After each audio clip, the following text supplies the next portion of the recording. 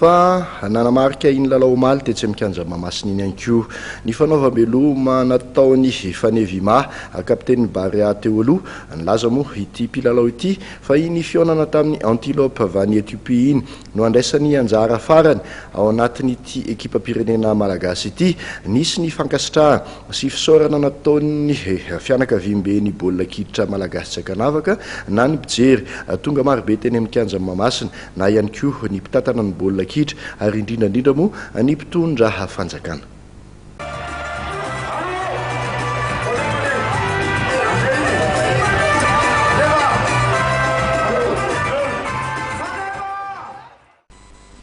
Nampihetsi-po tanteraka ny zavan-tranga teny amin'ny kianjan'I Mahamasina taorian'ny lalao ny Barea ny Madagasikara sy ny antilope avy any Etiopia.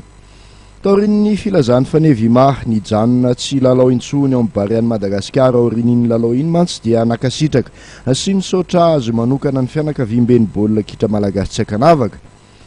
Tsy nisy niala ny mpijery tonga marobe teny Mahamasina taorian'iny lalao iny fa nanao izany fisaorana n'ity kapiteny Barea teo aloha ity izany avokoa. Tetsakilan'izay dia nanolotra mari-pakasitrahana sy fahatsiarovana ho azy ny fitondram-panjakana sy ny federasaona malagasy ny taranja baolina kitra noho ny zava-bitany.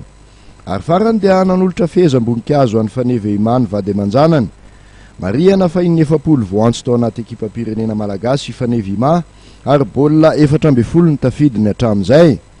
Ny tenan'izay nitsodrano ireo zandry kely vita be hatrany amin'ny fiarovana ny lokom-pirenena.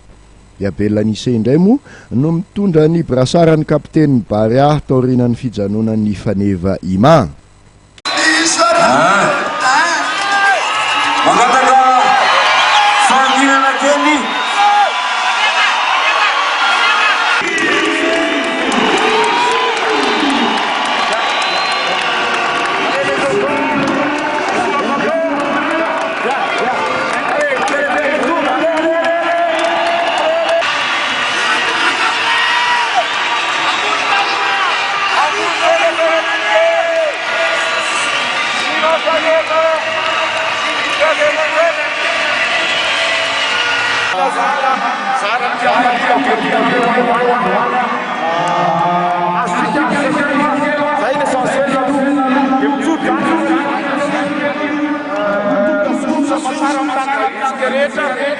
Ele